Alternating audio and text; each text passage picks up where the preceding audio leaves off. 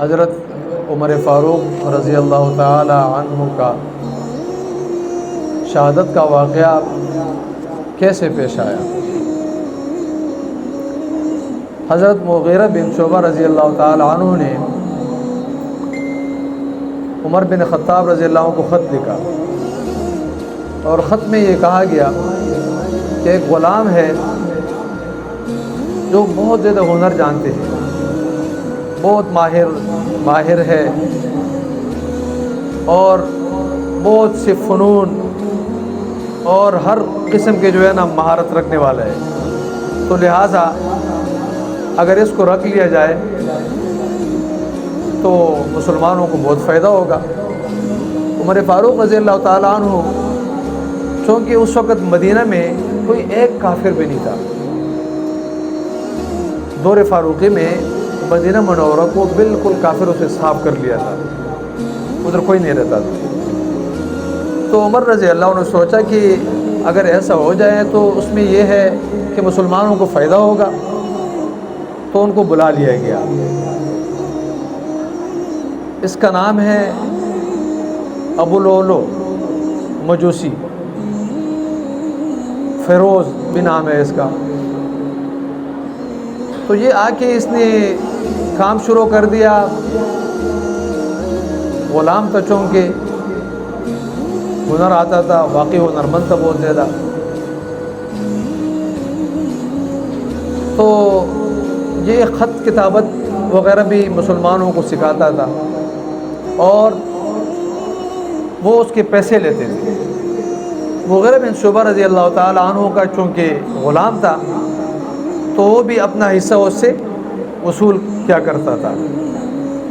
تو ایک دن ایسا ہوا کہ اس نے عمر فاروق رضی اللہ تعالی عنہ کو شکایت لگا دی کہ میں جو پیسے کماتا ہوں اس میں سے مغیرہ بن شعبہ رضی اللہ تعالی عنہ بھی مجھ سے اپنا حصہ لے لیتے ہیں۔ تو عمر فاروق نے اس سے پوچھا کہ آپ کتنے پیسے کماتے ہو؟ تو اس نے کہا کہ میں اتنے پیسے کماتا ہوں۔ تو کہا کہ یہ تو آپ بہت پیسے کماتے ہو ماشاءاللہ، تو یہ کوئی ظلم زیادتی نہیں ہے، آپ اس کے غلام ہو، وہ آپ سے لے سکتے ہیں، کوئی ایسی بات نہیں۔ تو یہ بات اس کو اچھی نہ لگی، وہ غصے میں آیا، اور پھر اس کے ساتھ عمر فاروق رضی اللہ تعالیٰ عنہ نے اس سے کہا کہ آپ کو چکی پیسنا آتا ہے؟ تو اس نے کہا جی مجھے چکی پیسنا آتا ہے، اور بہت اچھی طریقے سے آتا ہے، ایسی چکی پیسوں گا کہ آپ کے مطلب یہ ہے کہ آپ کی پشتیں بھی یاد رکھیں گے کہ میرے طرح چکی کوئی پیسنے والا آپ کو نظر نہیں آئے گا۔ وہ یہ کہہ کے چلا گیا۔ اسی دوران علی المرتضیٰ رضی اللہ تعالی عنہ بھی وہاں پہ موجود تھے۔ تو عمر فاروق رضی اللہ عنہ نے علی المرتضیٰ سے پوچھا کہ آپ کو اس کی بات سمجھ آئی ہے، یہ کیا کہنا چاہ رہا ہے؟ تو علی رضی اللہ تعالی عنہ نے کہا کہ اس نے دھمکی دے دی ہے، تو یہ غلام، لیکن اس نے ان کی باتوں سے اور ان کی جو مثال دی ہے اس میں دھمکی ہے۔ بہرحال عمر فاروق رضی اللہ تعالیٰ عنہ نے اس کو کوئی مطلب یہ ہے کہ دل پہ نہیں لیا۔ وقت گزرتا رہا اور سلسلہ چلتا رہا، اتنے میں سے حج کے دوران حج شروع ہو گیا۔ عمر فاروق رضی اللہ حج پہ چلے گئے۔ حج پہ جا کے تو وہاں پہ عمر رضی اللہ عنہ نے خواب دیکھا۔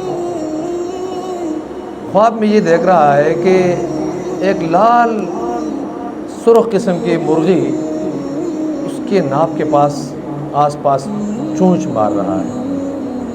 یہ خواب دیکھ کر تو حضرت سیدہ اسماء بنت امیس رضی اللہ تعالی عنہ، عبداللہ ابن جعفر رضی اللہ تعالیٰ عنہ کی والدہ تھی، تو ان سے جا کے خواب کی تعبیر وہی بتایا کرتی تھی، بہت مشہور تھی وہ خواب کی تعبیر کے حوالے سے۔ ان سے جب تعبیر پوچھا گیا تو انہوں نے تعبیر یہ دیا ہے کہ یہ آپ رضی اللہ تعالیٰ عنہ کی شہادت کا اس میں جو ہے نا وہ اشارہ ہے۔ بہرحال عمر فاروق رضی اللہ تعالیٰ عنہ نے بھی 3 بر اعظم پر ان کی حکومت تھی، 22 لاکھ مربع میل، بہت بڑی آدھی دنیا سے بھی زیادہ بنتے ہیں۔ تو چونکہ وہ خود بھی اللہ سے یہی دعا مانگا کرتے تھے کہ یا اللہ کمزور سا بندہ ہو اور کام بہت زیادہ ہے، ابھی مجھے آپ بلا لے تو اسی میں بہتری ہے میرے لیے کہ کہیں کوئی کمی نہ رہ جائے، یہ دعائیں مانگتا رہتا تھا۔ تو ایک دن پھر ایسا ہوا کہ نماز پڑھا رہے تھے اور عمر رضی اللہ تعالی عنہ کا عادت مبارکہ یہ تھی کہ جب وہ مصلی پہ جا کے صفوں کا کہہ دیتے تھے کہ جی صفیں درست فرما لے، صفوں کو درست کر لے، یا کہیں اگر کوئی سب میں صحیح کھڑا نہ ہوتے تو جا کے خود ان کو کھڑا کر دیتے تھے، صحیح کر دیتے۔ یہ عادت مبارکہ تھی، چونکہ رسول اللہ صلی اللہ علیہ وسلم بھی ایسے کیا کرتے تھے۔ تو نماز پڑھانا شروع کی تو یہ مجوسی چھپا ہوا تھا اور تاک میں بیٹھا ہوا تھا کہ جب یہ نماز شروع کریں گے تو میں ان کو شہید کر دوں گا۔ اچھا، اس نے ایک تلوار بنائی تھی، تلوار 2 دھار تلوار تھی، 2 دھار کی، 2 دھار تھی ایسی، اور وہ تلوار بنائی اسی کام کے لیے تھی کہ عمر فاروق رضی اللہ تعالیٰ عنہ کو اس سے شہید کروں گا۔ اور پھر اس تلوار کے ساتھ صرف شہید نہیں کیے، اس تلوار کو زہر کے اندر بھگو کر، اس کے ساتھ زہر لگا کر، خطرناک قسم کا زہر، پھر اس سے جو ہے نا مختلف روایت میں آتے ہیں 6-7 بار اس کو مارا ہے۔ عمر فاروق رضی اللہ تعالیٰ عنہ گرے، عبد الرحمن بن عوف رضی اللہ تعالیٰ عنہ نماز کے لیے جو ہے نا آگے ہو کے تو باقی نماز پوری کرائیے۔ پہلے سب والوں کو تو پتہ چل گیا ہے کہ یہ واقعہ پیش آ گیا، لیکن پچھلے جو لوگ تھے ان کو نہیں پتہ۔ اتنے میں سے مجوسی بھاگ رہا تھا اور پیچھے صحابہ کرام بھی اس کے پیچھے بھاگ رہے تھے۔ تو اسی دوران اس ظالم نے 7 صحابہ کرام اور کو قتل کیا، شہید فرمایا۔ عمر رضی اللہ تعالیٰ عنہ کو گھر لے کے گئے، گھر لے کے جانے کے بعد کافی شدید زخمی تھے۔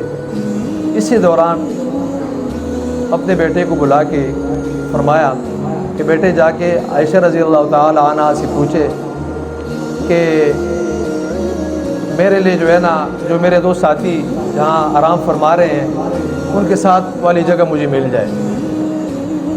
اور ساتھ بیٹے کو یہ بھی کہا ہے کہ یہ نہیں کہنا کہ امیر المؤمنین کا کہہ رہے ہیں، نہیں، عمر بن خطاب کہہ رہے ہیں، عمر بن خطاب کہہ رہے ہیں کہ مجھے اپنے 2 ساتھیوں کے ساتھ سونے کے لیے جگہ عنایت فرمایا۔ جب اس کا بیٹا عائشہ رضی اللہ تعالی عنہا کے پاس گیا تو عائشہ رضی اللہ تعالی عنہا پہلے سے رو رہی تھی، واقعہ کا پتہ چل گیا تھا۔ تو جب انہوں نے پوچھا کہ کیسے آنا ہوا تو انہوں نے کہا کہ جس طرح مجھے بھیجا گیا۔ تو عائشہ رضی اللہ تعالی عنہا مزید رونے لگی اور فرمایا کہ میرے تو چاہت یہ تھی کہ میں اپنے ابا جان اور اپنے محبوب محمد صلی اللہ علیہ وسلم کے پاس سونے کے لیے جگہ میں نے رکھی تھی، لیکن چونکہ عمر بن خطاب کی خواہش ہے تو ٹھیک ہے، عمر بن خطاب رضی اللہ تعالی عنہ کو وہاں پہ بالکل وہ جگہ ان کو دے دی جائے۔ بہرحال جس دن شہادت کا دن تھا تو شہادت کے دن جس ٹائم شہید ہو رہے تھے تو ایک بار دوبارہ اپنے بیٹے کو بلایا اور فرمایا کہ بیٹے اب ایک بار دوبارہ جا کے آپ نے پوچھنا ہے، ایسے نہ ہو کہ ان کا ارادہ چینج ہوا، وہ میرے میت کو اٹھا کے ان کے دروازے کے پاس رکھ کے ان سے پوچھ کے پھر آگے میت کو لے کے جانا ہے۔ اگر وہ کہہ دے کہ جی دفن کر دے تو ٹھیک ہے، نہیں تو مجھے کسی عام قبرستان میں لے جانا۔ بہرحال بیٹے نے ایسے ہی کیا۔ شہادت کے بعد میت کو اٹھایا گیا اور دروازے میں رکھ کے پھر دوبارہ پوچھا گیا۔ عائشہ رضی اللہ تعالیٰ عنہ کا وہی فرمان تھی جو پہلے کہا تھا کہ جی دفن کر دے ادھر ہی۔ تو عمر فاروق رضی اللہ تعالیٰ عنہ، ایک تو نبی پاک صلی اللہ علیہ وآلہ وسلم کا فرمان یہ بھی ہے کہ میرے بعد اگر نبی ہوتا تو عمر فاروق ہوتا۔ دوسرا یہ ہے، کئی بار رسول اللہ صلی اللہ علیہ وسلم نے فرمایا کہ جب میں قیامت کے دن اٹھوں گا تو میرا دائیں ہاتھ ابوبکر صدیق رضی اللہ عنہ کے ہاتھ میں ہوگا، بائیں ہاتھ عمر فاروق رضی اللہ عنہ کے ہاتھ میں ہوگا۔ ہم اس حالات میں اٹھیں گے کہ ان دونوں کو ان کے ہاتھ میرے ہاتھوں میں ہوں گے اور ہم اٹھیں گے۔ اور ایک اور بھی کہ رسول اللہ صلی اللہ علیہ وسلم کا فرمان ہے کہ جنت میں نے ایک محل دیکھا، سونے چاندی زمرد یاقوت کا بنا ہوا خوبصورت محل۔ تو رسول اللہ صلی اللہ علیہ وسلم فرما رہے ہیں کہ میں نے جب پوچھا کہ یہ محل کس کا ہے تو بتایا گیا کہ یہ آپ کا غلام عمر بن خطاب رضی اللہ تعالیٰ عنہ کا محل ہے۔ سبحان اللہ، سبحان اللہ، کیا شان ہے صحابہ کرام کا، کیا شان ہے ہمارے رسول اللہ صلی اللہ علیہ وسلم کا۔ اللہ سے دعا ہے کہ ہمیں نبی پاک صلی اللہ علیہ وسلم کے نقش قدم پر، صحابہ کرام کے نقش قدم پر چلنے کی توفیق نصیب فرمائے۔ وآخر دعوانا ان الحمد للہ رب العالمین۔